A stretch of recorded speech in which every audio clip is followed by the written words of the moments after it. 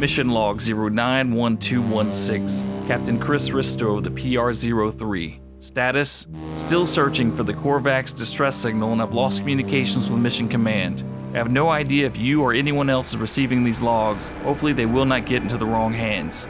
My latest hyperdrive sent me to the Etrominin Anis system, 71 light years away from Yikalakovorodv. With only 3 planets to explore, I hope to be in and out if the distress signal's origin is not here. More importantly, I hope to be far from the Gek's reach.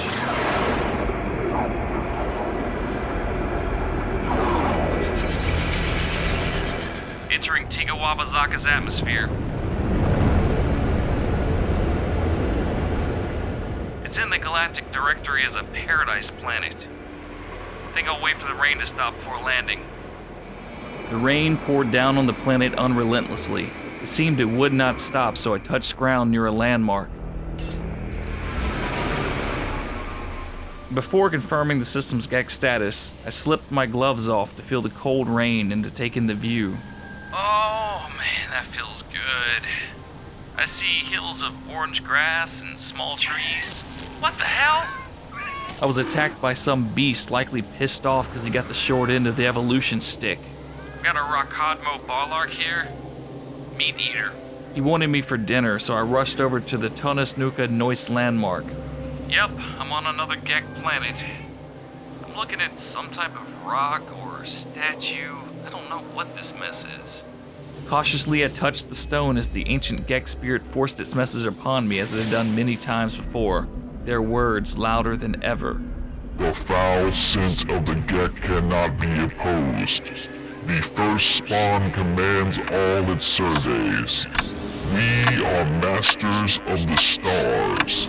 Our rule shall endure eternally. The Viking and Korvax cower and despair at our name. Anger, fear, and complacency simultaneously overwhelmed me. I ran as quick as I could as the Gek did not control my body at the time. I had to take out that Rakadmo Barlark. Nice parking job.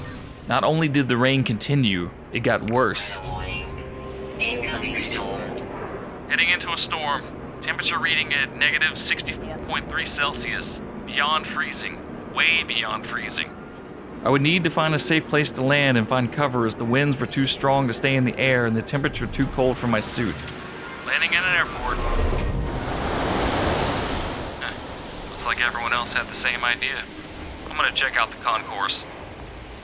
I should have stayed in the ship, but with zero visibility, I didn't feel safe. The Gek or the Sentinels could sneak right up on me. I would have been a sitting duck. So I stayed at the airport for a little over an hour and a half waiting for the storm to pass. Temperature levels stabilizing. Looks like the storm's clearing. With weather as good as I could expect on Tigawabazaka, I took off, hoping to leave the planet. But the first spawn had other ideas. Rasamama's autopilot took me to the next monolith. Ashes of the Dokwadari. I feel completely possessed, but I have a feeling I'm not the only one. As I approached the monolith, the crimson aura surrounded me. The world faded as lines of code, strings of numbers blocked my vision. I felt every fiber of my being scrutinized, not by the Gek, but by the Atlas. And then nothing. In complete control of my actions and mind, I am alone. They have abandoned me. Can you hear me first spawn? Atlas, are you there? Just tell me what you need me to do. Please. Log update 091416. I became aware of my surroundings again. It seemed as if I had been sitting in my ship just staring like an empty shell. The beating of my heart almost felt foreign, unnatural. My breathing was labored but calm at the same time. But then the realization hit me. I was at the Monolith. How did I get here? I had either been moved or had flown completely unaware in a different consciousness. I wanted to leave more than anything, but with the new fear and nervousness, I wasn't sure I was mentally or physically prepared for another shift in atmospheric pressure. So I took a walk, hoping to pull myself together. I don't know if I should be sad or frightened by this creature. What a sick sense of humor the universe has.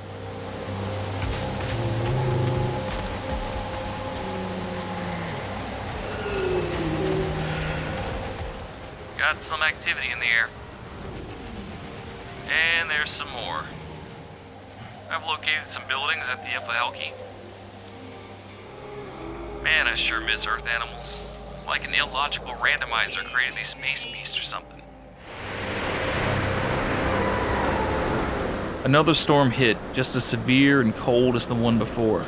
You've got to be kidding me. Those annoying bastards are waterproof? Fortunately, I had shelter to protect me as I was too far from Rasamama to make it back in time, so I stayed inside for a long while. It would have been a great time for sleep, but my mind raced. My thoughts would not stop. Who could I trust in the universe? Certainly not the Gek or the Atlas. And which of those two was worse?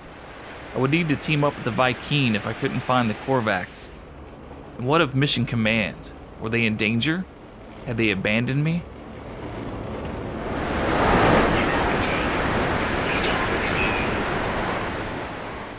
Another hour passed and the storm cleared. It was time to head back. Weather warning. Incoming storm. You've got to be fucking kidding me. I never would have thought another storm would hit so soon. Perfectly caught between the Yikalakovorodv shelter and Rasamama, I pushed ahead, hoping it would pass quicker than the last. But the storm was taking its toll on me. Stamina low. Thermal protection failing. Paradise Island my ass. The storm pushed my support system to its limits, but jumping into the water saved my life. Oh man, freezing temperatures have never felt so good.